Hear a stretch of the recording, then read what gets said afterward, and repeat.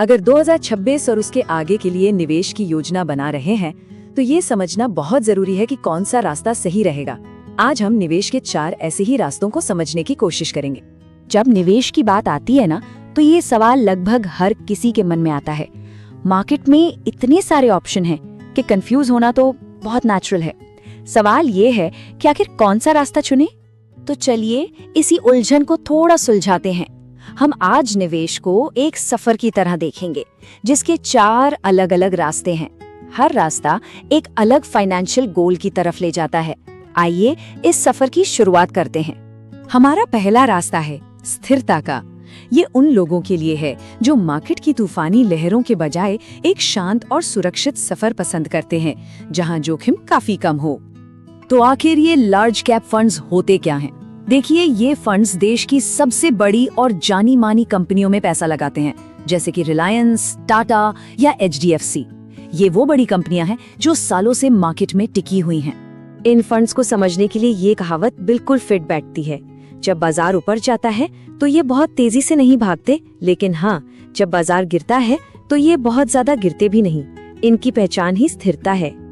और सच कहूं तो यही इनकी सबसे बड़ी खासियत है।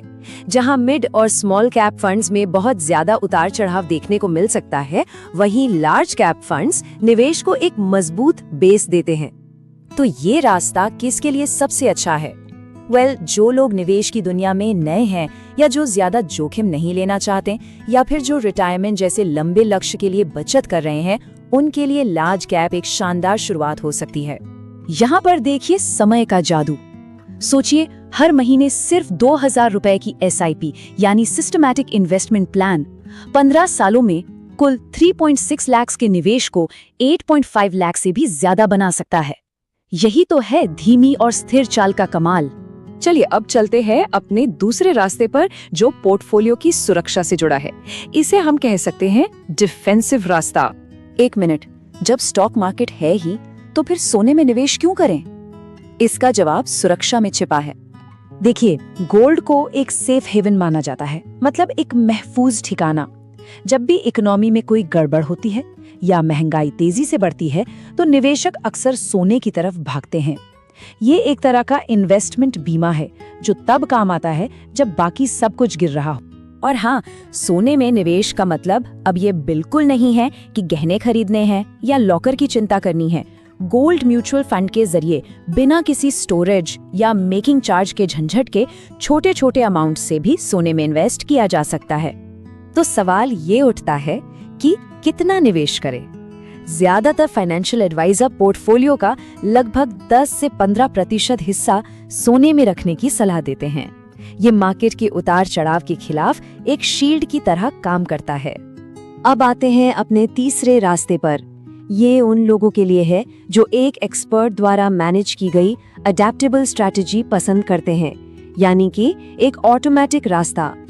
ऑल सीजन फंड को एक ऐसी स्मार्ट कार की तरह समझिए जो मौसम के बदलते ही अपने टायर खुद ब खुद बदल लेती है। बाजार की चिंता करने की जरूरत नहीं, क्योंकि फंड मैनेजर ये काम खुद कर लेता है। इसका काम करने का तरीका बड़ा सिंपल लेकिन बहुत इफेक्टिव है। जब बाजार तेजी में होता है तो पैसा ज्यादा ग्रोथ वाले मिड और स्मॉल कैप में लगाया जाता है, और जैसे ही बाजार कमजोर होता है तो पैसा अपने आप लार्ज कैप और डेट फंड्स जैसे सेफ ऑप्शंस में चला जाता है। यानी सारी टेंशन फंड मैनेजर की। और अब चलते हैं अपने आखिरी यानी चौथे रास्ते पर, जो मौकों के लिए देश के बाहर देखता है। ये है ग्लोबल रास्ता। कभी सोचा है कि उन कंपनियों का हिस्सा बना जाए जो आज हमारी पूरी दुनिया चला रही हैं?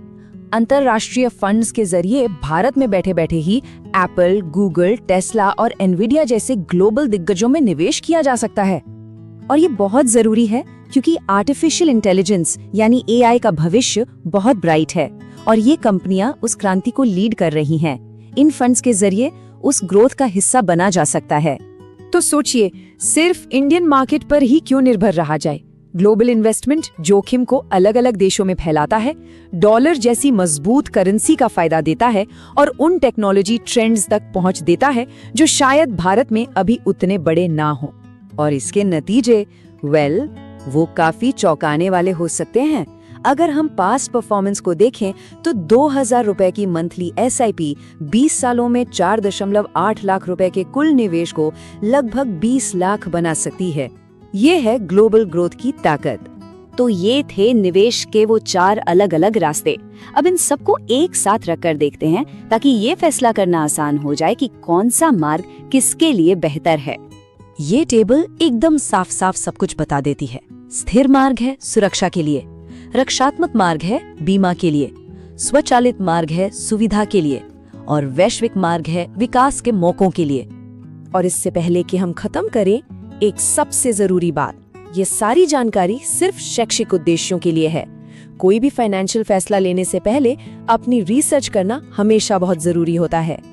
तो आखिर में सवाल बस यही है, किसी निवेशक की फाइनेंशियल मंजिल के लिए इन चारों में से कौन सा रास्ता सबसे सही है? इस पर सोच विचार करना और अपनी यात्रा समझदारी से चुनना ही सफल निवेश की कुंजी है।